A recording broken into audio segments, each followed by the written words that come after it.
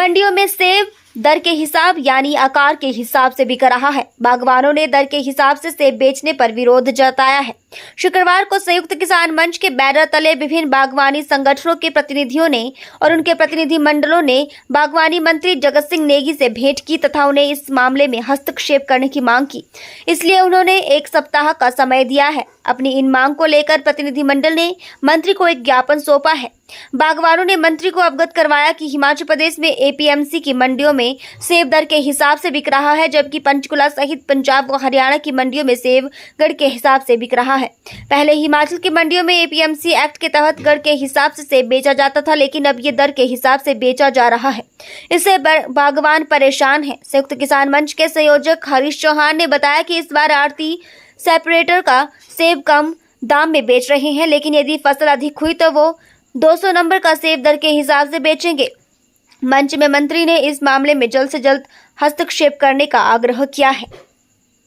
देखिए, सड़कें कुछ सारी बंद नहीं है, बहुत कम कुछ क्षेत्रों में है और अभी जैसा आजकल मौसम चला है तो अंदेशा है कि हमारी सड़कें भी बंद होने वाली है। लेकिन हमारा जो एक और बड़ा राजस्व मंत्री और बागवानी मंत्री जी से हमारा आग्रह था आज, जो जिसके लिए हमारा डेलीगेशन आया, वो सबसे बड़ा आग्रह था कि हिमाचल प्रदेश में जो है सेब जो है वो दर में बिक रहा है, वो गढ़ में नहीं बिक रहा। जबकि पंचकुला मंडी या पंजाब की हरियाणा की मंडियों में जो है वो गढ़ के हिसाब से बिक रहा है। हिमाचल में भी एपीएमसी एक्ट के हिसाब से जो है वो सेब गढ़ के हिसाब से बेचा जाता था। लेकिन इस बार एक नई प्रथा चली है। एक तो यूनिवर्सल कार्टन आया है, उसका हम सरकार का धन्यवाद करते हैं, बागवानों का भी धन्यवाद करते हैं जिन्होंने अडॉप्ट किया, आड़ती भाइयों का भी धन्यवाद करते हैं जिन्होंने इसको एक्सेप्ट किया। लेकिन जो ये दर का मुद्दा है, इसने बागवानों को बड़ा परेशान कर दिया है। इस साल तो कहा जाएगा, इस साल तो कहते हैं कि हम सेपरेटर में दर कह रहे हैं। अगर हैवी क्रॉप आ गई तो अगली बार जो है 200 नंबर में भी जो है वो दर में खरीदा जाएगा, फिर कहेंगे लार्ज मीडियम स्मॉल में। इससे किसानों बागवानों को बहुत बड़ा नुकसान हो रहा है। हमने पहले ही संयुक्त किसान मंच ने 1 हफ्ते का समय जो है सरकार को दिया है। आज भी हम इसीलिए सरकार से मिलने आए हैं। सरकार से आग्रह कि जल्द से जल्द इसमें इंटरवीन करके इसको रोक दिया जाए। और साथ में आप सबके चैनल के माध्यम से एक चीज़ और बोलना चाहता हूँ, हिमाचल प्रदेश में सेब का पैसा वसूलना एक बहुत बड़ी चुनौती हो गई है यहाँ की हमारी जितनी भी हमारी मंडियां हैं वहाँ पर। जबकि एपीएमसी एक्ट के अनुसार 24 घंटे के अंदर किसान बागवान को पैसा मिलना चाहिए।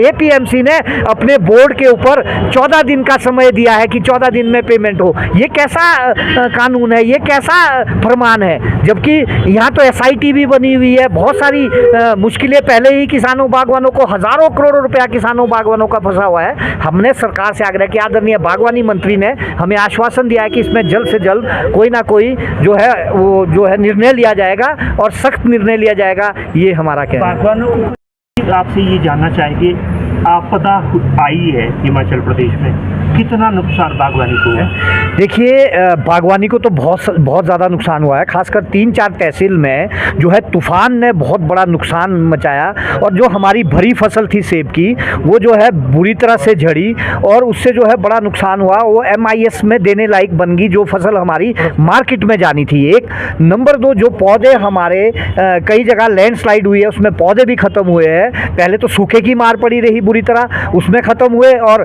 अब जो बारिश ज़्यादा आई है उससे भी नुकसान हुआ। और कई जगह तो जो जैसे आप देखिए कि अभी जानी नुकसान भी हुआ, वही तो किसान बागवान ही थे, हम लोगों में से ही थे। इसलिए आज हमने जो है बागवानी मंत्री, राजस्व मंत्री हिमाचल प्रदेश से आग्रह किया कि इस आपदा में जो है हिमाचल प्रदेश सरकार भरपूर सहयोग करे। कितना बागवानी की आर्थिकी जो है 5,000 से 6,000 करोड़ की है और आंकलन जो है इस बार अभी तक आंकलन आया नहीं है, सरकार ने आदेश किए हैं। लेकिन जो हमारा अनुमान है, खासकर रोहडू तहसील, जुब्बल तहसील, कोटखाई तहसील, 3-4 तहसील में जो है, चौपाल तहसील, बहुत सारा नुकसान जो हुआ है उसमें हमारा अनुमान है 80 करोड़ से 90 करोड़ के आसपास जो है ये नुकसान है।